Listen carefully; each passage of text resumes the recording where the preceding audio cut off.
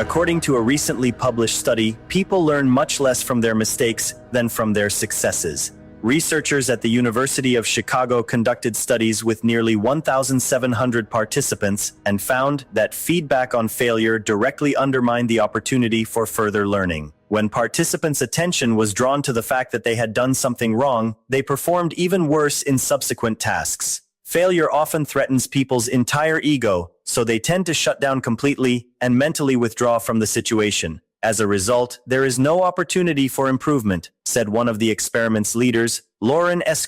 Winkler, to a journalist from Medium. Yet, in our failures, whether they are tiny or quite large, lies serious potential for growth. Well, I think the ego should threaten the failure, not the failure threatening the ego. And then they won't get discouraged. You know, we see these tyrant type, corporate supervillains who don't acknowledge their mistakes, but integrate them, like the rude little pig, the aggressive little pig who says after falling off his bike, I always get off like this. And that way you don't get hurt and you still feel like trying again next time. You can observe the same thing in pickup artistry too, that if you ignore the person who said no to you and act like it never happened, because nobody could have said no to you, the person standing in front of you doesn't exist, they just cease to exist because they didn't want you, even though you are super great. Then the injury doesn't happen because a nobody couldn't have a weapon, and the weapon in the hands of a nobody couldn't wound you. And that's how you can get through it. I think that I can only refer to self-reflection again. We can only build a bridge from A to B or from A to a desirable B if we diagnose our own mistakes. And in the long run, this is what can take us to a better place, what you're talking about. But that's a mantra. They just researched that we learn less from our mistakes than from our successes. You know, I'm totally happy to preach this, and I agree with you, and I'm happy to say it and happy to hear it, and I'm happy to believe that I've analyzed my mistakes too, and very, very little, but at least I'm developing and not just repeating myself. But still, it says they studied 1,700 people, and it seems that this wish, this mantra, doesn't hold up. But that's because we don't do it, right? So because we use those short-term coping mechanisms that you just described. So if we don't actually diagnose our mistakes, but just rationalize them or say that this is how we get off the bike, then that bridge is not going to be built. Because we are in self-defense, right? I'm protecting my ego, and therefore I can't admit my mistake. And so memory is immediately not self-defensive. Right? Because self-defense demands that my memory be nostalgia, not analysis, not the romance of misfortune or like, oh, how miserable I am, and not self-reflection that I made a mistake. Yes. Skeptical about the results of this. That's also a solution, Rob. To come look at it that way. But should we believe every study on face value just because it says study? And because a name is mentioned there, Lauren S. Winkler. She has never lied to me. Now, really, does this count or not? So does this not count that just because it's a study, because it's Chicago, because it's a sample of 1,700 people, we have to believe it on face value? So I think that, yes, we do learn from mistakes. In fact, some things we only learn through mistakes. There is a burner, a stove. The burner of the stove glows red when it's hot. When you touch it, it burns your hand. That's how a synaptic connection is born in your brain. An association between the red color and the burning sensation of the hot stove. And that engraves very deeply that the red color is dangerous, that it's scary because it's hot, because it burns. Usually, this is how a person can get deep impressions and draw long-term workable experiences. His mother says, don't do it. But his mother says, don't do it to everything. Don't climb on it, you'll fall. Don't do it. Don't jump on the stairs, you'll wipe out. But a kid is a kid. What does he care what his mother says? He believes his own experience. Then, of course, what his mother says is proven right. His mother is much more experienced, and then he wipes out. And then this becomes his own experience. And next time the kid will be more careful when jumping, because he has virtually experienced it through his own experience. And the pain he felt then, that is the backing for that lesson. And yes, it engraves it deeply. While a successful act in the same case, what does it mean? I didn't touch the red-hot burner. It didn't burn me. Does this reinforce me in that I did it right, and therefore I will be more careful next time with the red-hot burner? But that's not a successful act. That's a non-event. A successful act is that something happened and I have an experience from it, not that it didn't happen. So the absence of danger is not an act, it's a nothing. So then it is indeed about the fact that there are certain situations when a negative experience, when failure is indeed more useful, indeed engraves the lesson better, right? A strong counterargument to research is other research. So if I were to say here that I don't believe in evolution, that wouldn't strengthen my point. At the same time, you point out very correctly and aptly, and you're right, that they don't highlight the scale of the negative experience from which they don't learn. Here they say that feedback on mistakes directly undermines the possibility of further learning. Learning is a highly useful and very good strategy, but it's not a vital necessity or an immediate life threat. You know, a hot plate involves pain, and a life-threatening situation is such that you're forced to learn from it. Education and career building are not such momentary things that you couldn't do them later or even skip them altogether. But I think that a lot of things in the workplace or in career building or in human relationships, a lot of lessons do come from bitter experiences. But that is also associated with pain. If they had burned the students' hands at the university when they failed an exam, the results wouldn't be these. Yes, that's what I'm saying. Not these results. So the thing is, they've done a study on 1,700 people at the University of Chicago, and it has to be treated right away like Darwin's Origin of Species, like evolution. And you expect me to treat the results of this study like evolution? I don't believe in evolution. I think that a person should be allowed to question such a highly positive result. Not just because it's positive, but because their experiences don't necessarily support it. Because their previous experiences don't point in this direction. By the way, maybe it's simply about having this comfortable bubble experience, this snowflake sensitivity needs to be ideologically propped up. I think it's more about the phrasing of this text not being entirely clear what it refers to or what I concluded from it, which is this on-the-spot correction, as they call it in pedagogy. We learned back in university that this is indeed not an effective way of giving feedback on mistakes. I'm a language teacher, and we specifically learned that when you want to teach someone English or any foreign language, the ultimate goal is for them to achieve a flow experience regarding their own abilities. And just when they're getting into it and you correct them because they used an article wrong or a pronoun wrong or screwed something up, you're basically tripping them up a bit, and in the long run, you discourage them from trying. I think that's what it is. Then it's in sync with the research, that the experience of failure won't help, and the experience of success, that I can do this on my own and I enjoy it, helps you keep going.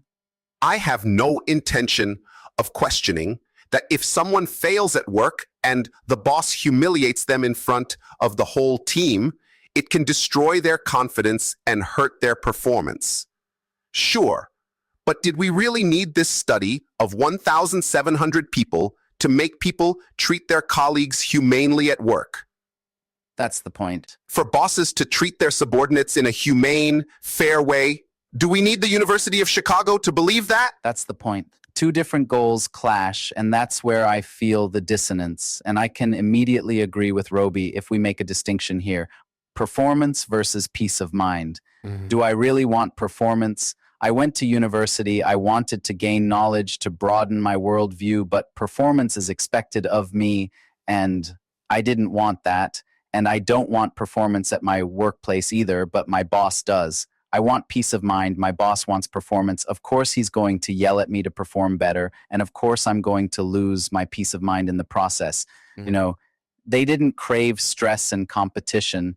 They wanted knowledge when they went to university, or some didn't want knowledge, but a degree in hand and a higher salary. So security, knowledge or security or peace of mind. But performance became the expectation, and then they break under it regarding which it is valid to observe, as Roby does, that they are trying to prop up, or shall we say, justify, validate this snowflake phenomenon. By the way, in our 20s, I wasn't understanding of those who studied while on medication and got so stressed out at university that they had to be pulled out after a year. What kind of medication? Well, I don't know. Anti-anxiety, I suppose. Yeah, and things like sleeping pills and Ritalin, and I think things like that. Right. Well, that already indicates they aren't on the path written for them in the stars. If you have to manage the stress of exams with antidepressants and pills, maybe that's not where you find your flow. But I feel ashamed for not being more empathetic, because for me, failing at something isn't that stressful. You know, it's not that I couldn't empathize because things came so easy to me. I failed at plenty of things too. There was a subject I could only pass in my third year because it just wasn't for me. But I had to swallow it to get a degree in the end. But, you know, back then, strength seemed like a virtue or a value. Like, I'm not the type to be brought to my knees by this, and you are, so we have nothing in common. And I feel ashamed for thinking, oh, they're so weak, they can't even finish university. Why did they even go? And you can somehow understand those who have a completely different relationship to being under pressure. There's this saying, the palm tree grows under pressure, but that's not always true either. I think just from my own example, I see that there are activities where I perform well under pressure, like deadlines or sports, where I can only go exercise if it's a group thing, because I have to promise someone I'll be there, otherwise I don't like it. So that's how it works. However, learning and doing certain tasks are not like that. I'm only willing to do them when I see that no one is watching to check if I'm doing them, when I feel that I want to do it and it's not an expectation. When the expectation is gone, I start doing it immediately. These are probably the internalized things that really get you into a flow state too, I assume, right? No, it's more like in those moments, don't control me, it'll get done, but not because you said so. I don't think this has anything to do with a flow state. It's more like, you know, it's like a bit of a rebellion. Lajos Kasai is pretty tough on his students who study mounted archery with him. And he believes that only those who belong to the warrior caste should come to him to learn mounted archery. He thinks of these castes, the castes of Hindu society, as archetypes of the collective unconscious that definitely shape a person's personality. And he claims that this kind of very tough training that he does with these students, this is the right fit for members of the warrior caste. And if someone is not a member of the warrior caste, he can tell by the first or at latest the second session that they aren't. And he tells them, this is not your path. Don't come back in the future because you won't make a mounted archer, or at least not a good one. because you don't have the necessary factors, components in your personality. And it might well be the case that there are certain types, personality types, who are good at dealing with failure, like the members of the warrior caste, according to Kasai. And for them, this isn't a barrier, not an obstacle. And there are those who get hurt more easily by that treatment, and they have a different path, and they can be useful in other ways, maybe even more useful than a mounted archer. But this could also be right wing or left wing. You know, being an entrepreneur, I think that's more right wing. Being autonomous or being an employee, which is more left wing. But I could also read it the other way around. I follow the rules and I want control from a higher leader whom I recognize and chose. That's more right wing. Or I want to be free, which is more liberal, left wing, or social liberal. I actually like the diagnosis Roby gave. I think it's not a bad explanation. Really, the problem is that very often, whether someone is a member of the warrior caste or not, is not decided by themselves, but usually by their guardians. So usually their parents say, wish for them to be in the warrior caste. Only they don't decide based on what they are, but on what they want to do with them. And they get it wrong because they project their own expectations onto them and say someone who would otherwise belong to the merchant caste or the priestly caste, they shove them into the warrior caste and traumatize them brutally. Exactly. I painfully have to recognize the parallel that, and someone is raised as a boy even though they think of themselves as a girl. You know, and Kasai wouldn't be happy about that because I don't think he's thrilled by these dissonances. No, I think these are real phenomena, and there's no way Lajos Kasai would deny that transgender people exist who live as women in a male body or as men in a female body. And it's also certain that for them, the solution to their very severe crisis is gender reassignment surgery. Only please don't rush it, because this is not a reversible story. So do it when you are dead certain that you are a woman in a male body or a man in a female body, and not at 16 when your sexuality is still uncertain and still... Oh, he doesn't deny it. Still it might turn out that, you know, you're not a woman in a male body, just a gay guy. And, you know, and that gender reassignment surgery is irreversible. From there, there's no turning back. I completely agree too. Balint's question for today is, did we mess up at all? Where did we mess up? Or did I mess up? Or did they mess me up? Like, who is responsible for the messing up? Obviously, first we'd have to establish if we were messed up. And for that, we'd have to establish what is good.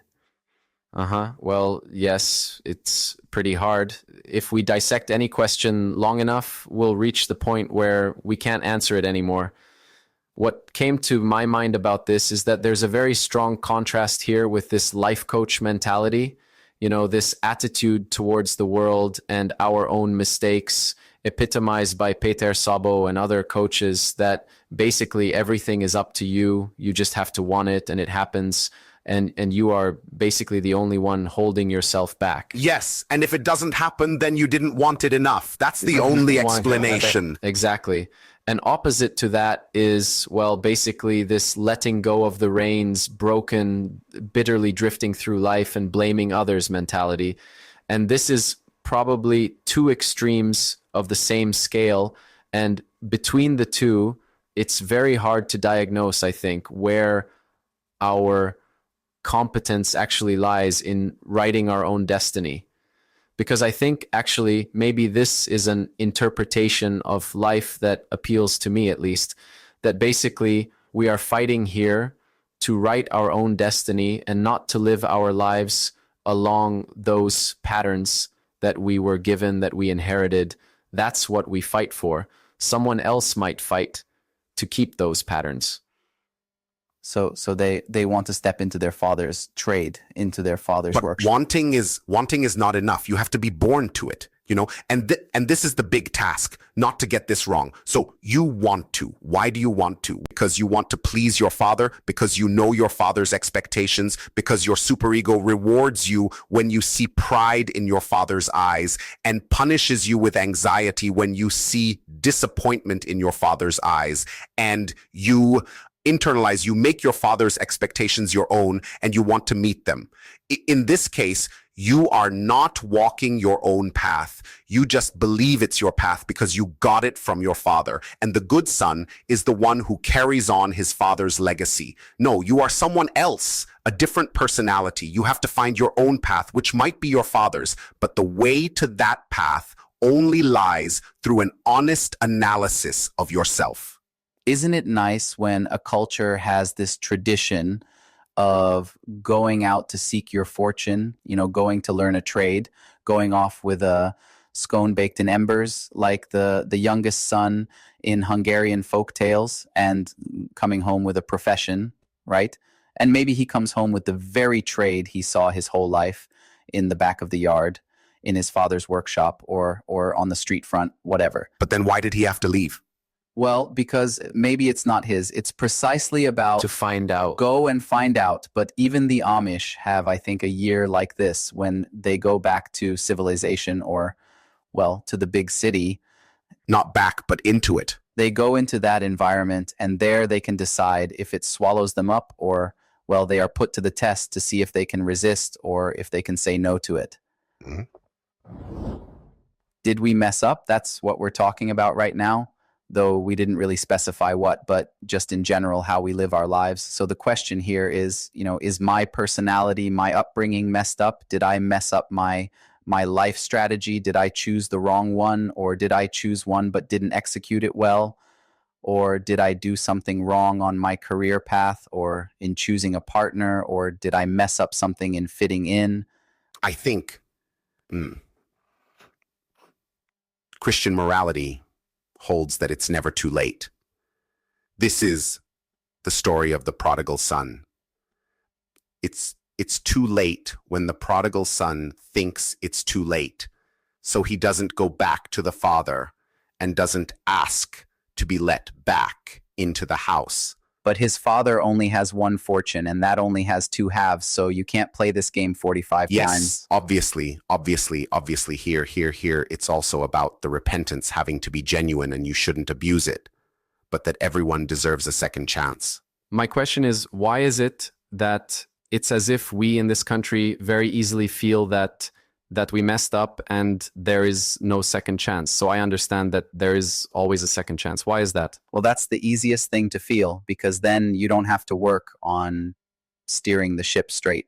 Because it doesn't matter anyway. I had an experience yesterday regarding steering, that when a person has steered the ship way, way to the right, they quickly spin it all the way to the left and then go in another wrong direction. And, you know, to catch it in the middle and go straight ahead, or, you know, like when sailing, you spot something in the distance, or you look at the compass to see how many degrees you're heading, and then you turn it so the ship goes straight, but you have to hold it. You know, then that requires resolve from you, not this spite of, oh, now we went so much to the left, so now let's go to the right. And somehow if you say, we've messed it up for good now, then, well, you can basically sit back, then you can open a beer, make some popcorn, and just watch. I had this experience when my girlfriend had her wallet stolen or lost at a club. And we were looking for it, trying to look into it. And it was as if her acquaintances and the various authorities where we tried to report it noted with almost a kind of perverse pleasure that, that won't be found. As if, by the way, it wasn't found. It couldn't even be found. I think they know that's how it is. Yes, sure, of course. Just that it's as if... You know so many stories when it miraculously turns up. I've had mine stolen too. Minus the cash. That by then is totally fine. So by then, even I feel like, where do I sign for the minus cash? Just at least my IDs. And, you know, usually it turns up from some trash can, which in a sense is the thief's good intention, that the thief could even throw it in the sewer, but he puts it in a nearby trash can. I've even had that happen. Yes. So you have a chance to get it back. He takes the money out of it, of course, but he doesn't need your IDs, and he doesn't, you know, He could throw it in the Danube, but he doesn't actually want to screw you over. But he could put it on a table or a bench or somewhere on top of the trash can. I mean, in the trash can, that's not the place where I look for my things. Because you can do that unnoticed. I mean, it's weird if you put it here. That's a bench style, honest finder. Something place. like that. Something like that, yes. Yes, and you also need a well-meaning person who is right there looking for something to eat or Fortunately, sell. there are plenty of those. And when he sees there's no cash, in the hope that he can still turn into an honest finder, he hands in this wallet.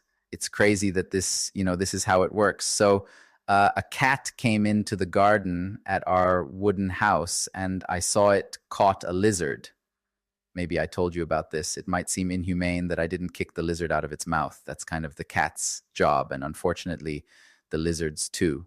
This lizard, this became its job in the end. It played with it for an uncomfortably long time until finally, obviously, this thing died, this lizard. And it was there on the corner of one of the stones, and I didn't clean it up because I was curious to see what would happen. And I went there 2 weeks later, and the lizard wasn't there anymore. You know, that this is how it works. That you don't know, I don't know, the ants swarm over it, a bird comes, it takes some of it, and in the end, it just fades away. To me, this is so beautiful, by the way, that, you know, the rotting wood provides a home for a bunch of mushrooms and species that process the decay. That's where they belong, and that you get buried too. And to you, this is so terrible that the worms eat you. But that this is such a working machine that restarts itself. It's something fantastic. But wait, the cat didn't eat the lizard?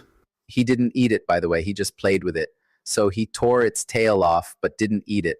I found the tail. The head was in this, well, I won't go on, but it was in this affirmative pose. He played. And then he left it there.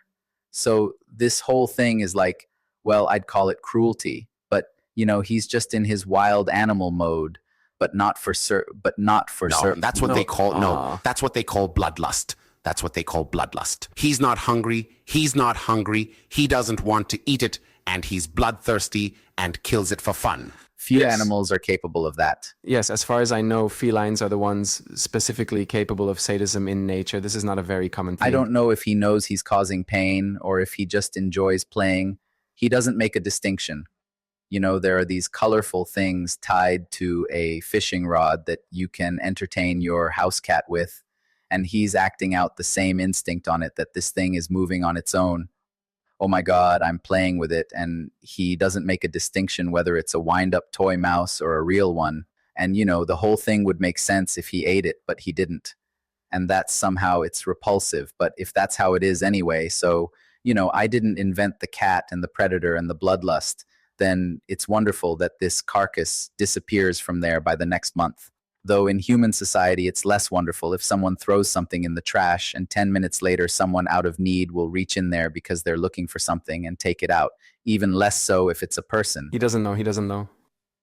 Yeah.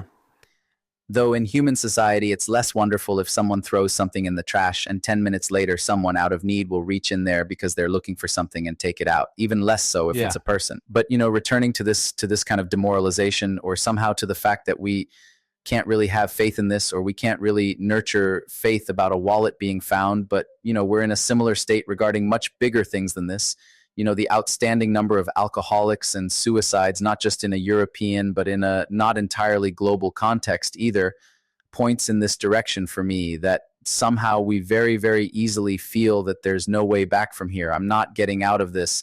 This is it. This is ruin. Yeah. What could be the reason for this? Obviously, the very weak social safety net suggests itself as an explanation, but I imagine that maybe that's not the whole explanation. The fear of falling on your face is the basis of pessimism. Whoever is a pessimist cannot have an unpleasant disappointment. The only disappointment can be a pleasant disappointment. So it's worth it. It pays off. And indeed, in such dark, gloomy national souls like the Hungarian, pessimism has a very strong drive. Let's prepare for the worst, because two cases are possible. Either what we prepared for is confirmed, so we were right. This is always a confirmation. Or we are disappointed and something good something great, something good, something positive in a good sense. It suits you just as well, like, whew, I escaped, or we didn't escape. In the end, it really was the end of the world, but I'm right. Well, yes, but at least that much. Let's prepare for the worst. The worse, the better. Let's prepare for the worst anyway. And at most, we'll be pleasantly surprised. And this goes back to the fact that we have difficulty coping, and it pays off more to prepare for the worst than to fight tenaciously for the good in the hope that it will be realized, and maintaining the risk that we will fail. We don't want to fail. And the pessimist who prepares for the worst cannot fail. In the worst case, what he thinks is confirmed. But this only expresses his expectation, not his activity. So, the optimist too can build the dam and the castle and the suspension bridge and I don't know what, while saying, they'll never come. But is and it the pessimist can also be idly anxious, like, oh my God, what's going to happen here? But meanwhile, he does nothing. I think that the pessimist has worse morale, acts with worse morale, as if certain driving forces were tied up by preparing for the worst. And thereby, there is no strong vision in his head of the good being realized, which would have an attraction. Schopenhauer put it that reality is will and representation. If there is a strong representation of that world or of that self that I yearn for, then that representation helps me to tap into the will. But if there is no such strong representation, but instead a pessimistic narrative stands, then it's much harder for me to open these chakras and tap into the will. Isn't it a bit like optimism belongs to naivety, to vulnerability, which belongs to goodness and idealism? So this is a danger, but morally you associate it more with, so you assume the good, while the readiness to attack belongs to pessimism, suspicion, dislike, distrust. Mm-hmm. But along with this, safety and realism. Mm-hmm. Right? Cruelty is the end product of pessimism, or or this kind of ruthlessness and a dark worldview, and vulnerability and danger are the end product of excessive optimism. And I have a feeling that the pessimist is closer to reality. So the pessimist is more realistic than the optimist. Well, that's what I'm saying too, that it's really idealistic. I'm afraid that he's more realistic. So if we want to make a realistic analysis of our reality, then pessimism brings us closer to it than optimism. Optimism, on the other hand, helps us more easily to shape the future. Only, this thing is not either or like so many other things, because there is this saying, prepare for the worst, but hope for the best. So this teaches you a mix where you feel good, assume the best, be a bit of an idealist, but still let that bunker protect you against a nuclear attack. While here, a multi-voice song was sung to the pessimist, the saying, better safe than sorry, was on repeat in my head, which I think he got upset about because, the question is, how safe do you need to be? So the pessimist is actually a fear. If it's a calm fear, then it's fine. If it's one that makes him sick, then it would still be better to be startled and not fear. So the degree of fear matters just as much as the degree of failure in the 1,700-person Chicago study, that if it didn't involve death or pain, then I don't learn from it as much. Yeah. Because fear can be transformed into caution, but with panic, it's already too late. Accordingly, the degree of fear matters just as much as the degree of failure in the 1,700-person Chicago study, that if it didn't involve death or pain, then I don't learn from it as much.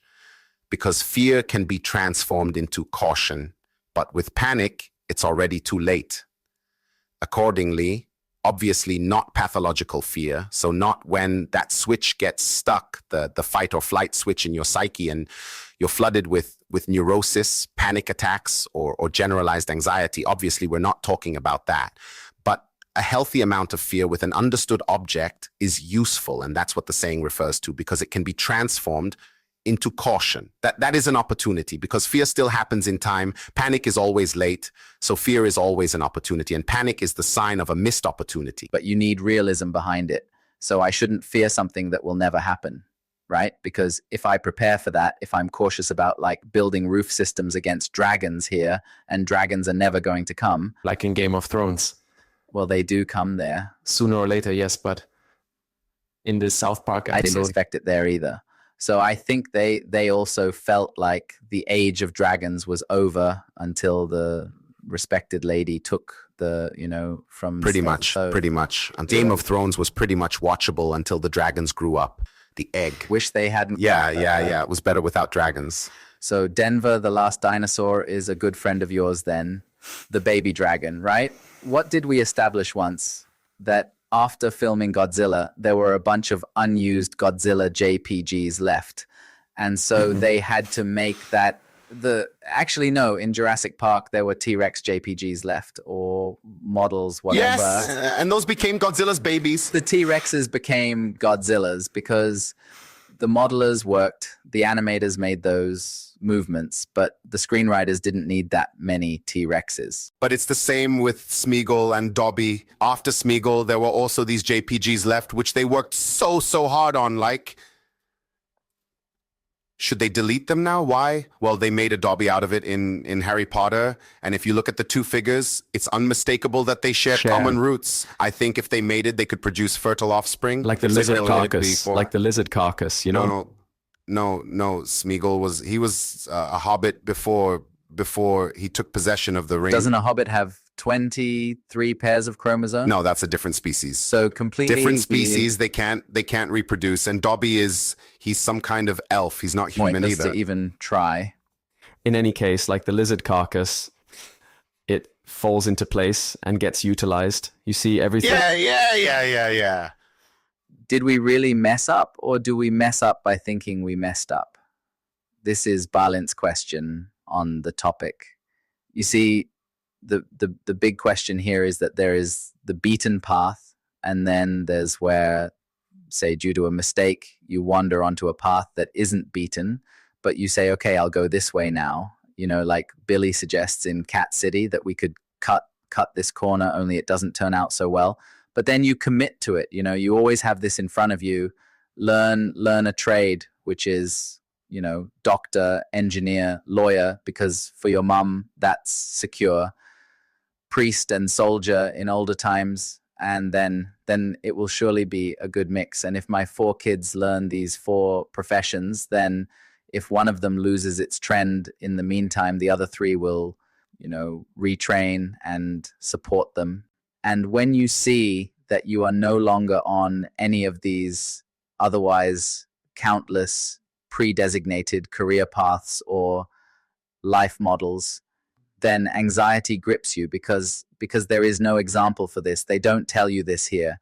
Just like university, it was constantly annoying to me that they teach controlling, and then they tell you how many machine hours and downtime and whatever, how to optimize it if you have 2,000 employees and 9 machines, if you switch to 3 shifts, but you sell 1 machine and only have 8 machines, but you hire another 300 people, then you will deliver the maximum performance in production with the lowest, cost. They don't... Is there a planet depletion major? Yes, that might be it. But this is an efficiency thing, but they never told us in any subject because they don't know. They have no idea because they are embedded in this system where I got my degree on how to work for someone else, but how you hire the first 3 people and how that becomes 40.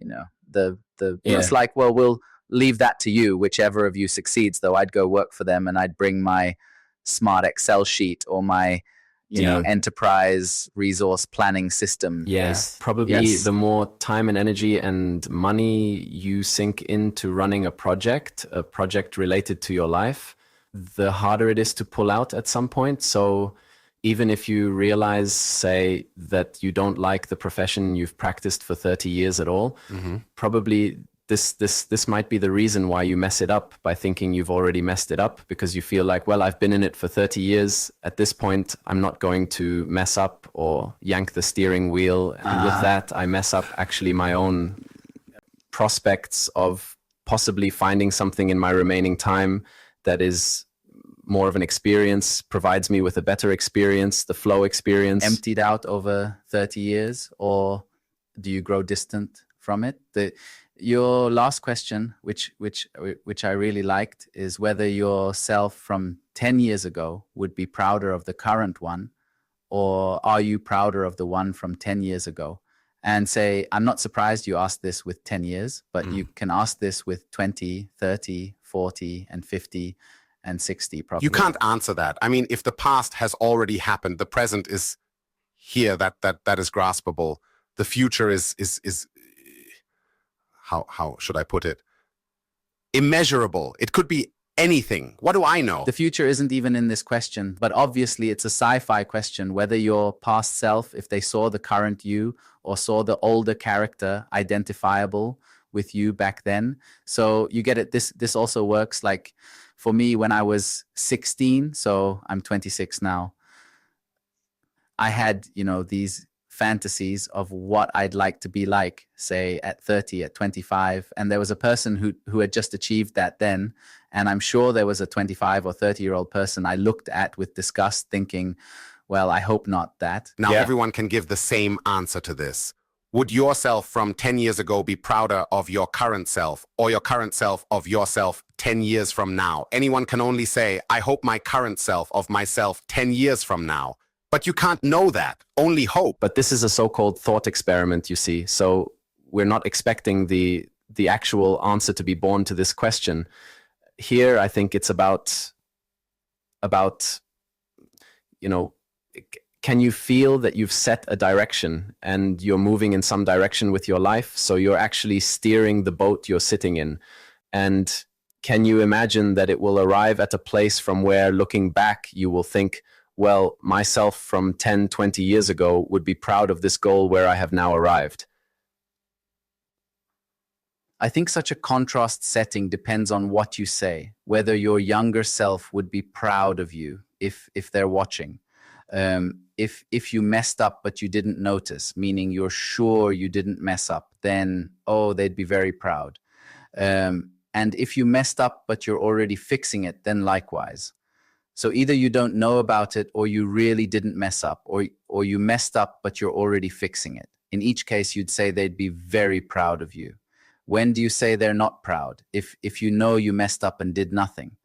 But even then, you'd only be ashamed if it was a shame that you're doing nothing.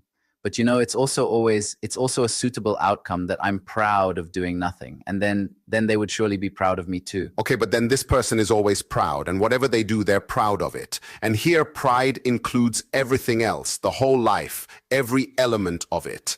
And then this is a complete life lie, where I always bend reality around me to rightfully trigger my pride. But this is convenient, putting denial in place of reality. This is how memory becomes fantasy, nostalgia, and historical falsification. And this is how a human life becomes a coherent construct of lies.